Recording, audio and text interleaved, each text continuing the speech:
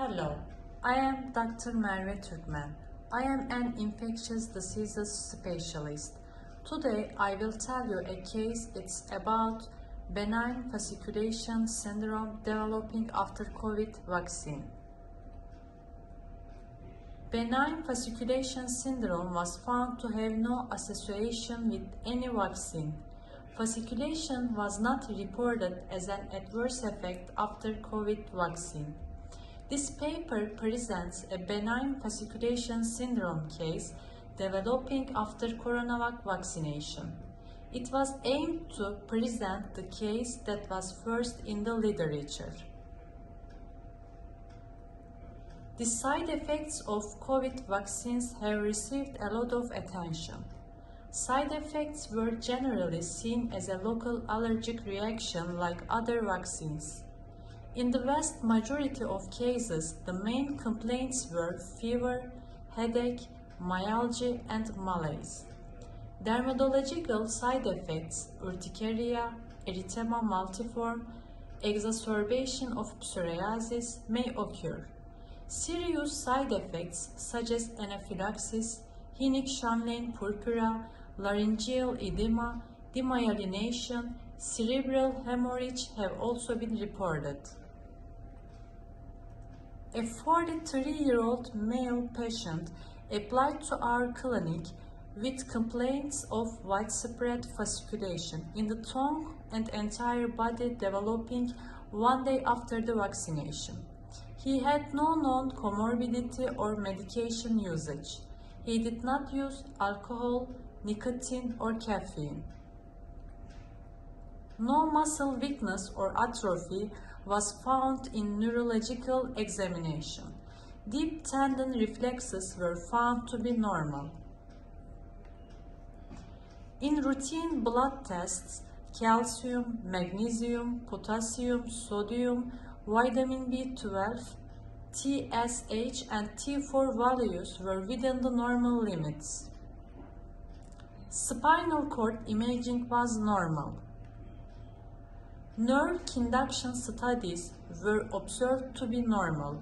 In electromyography examination, motor unit potentials obtained during voluntary contraction were within normal limits.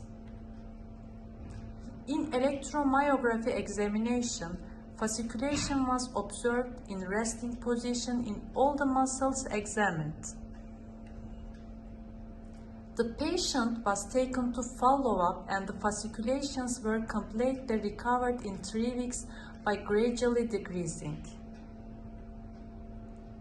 The fasciculations were restarted 2 days after the second dose of COVID vaccine and completely recovered in 2 weeks.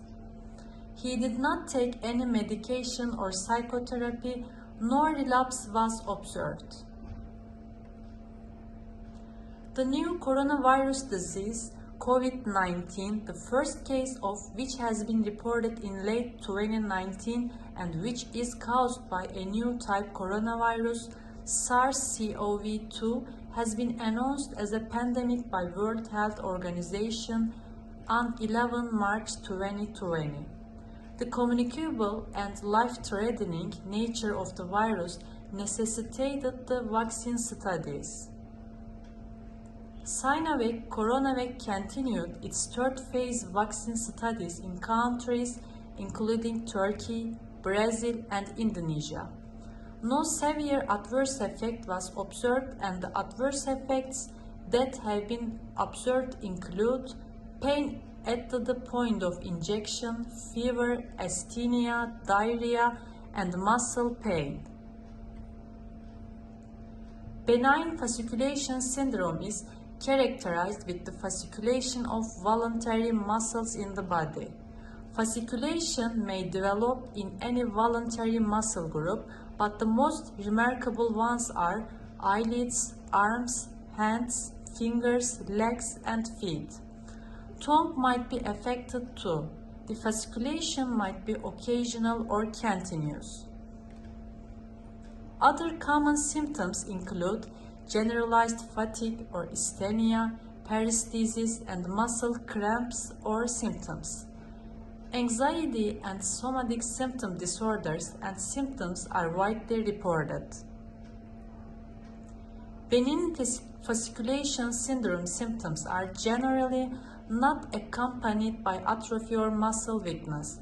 Typically emerge when the muscle is rested. Fasciculations may pass from a part of body to another one. The exact reason for benign fasciculation syndrome is not known. It is not known if this is a disease of motor nerves, muscles, or neuromuscular endplate. It is related with anxiety level. It is known as fasciculation anxiety syndrome. Long-duration exercises may cause or worsen the fasciculations. Benign fasciculation syndrome may also be caused by long-term use of steroid or anticholinergic, as well as nicotine, caffeine, alcohol.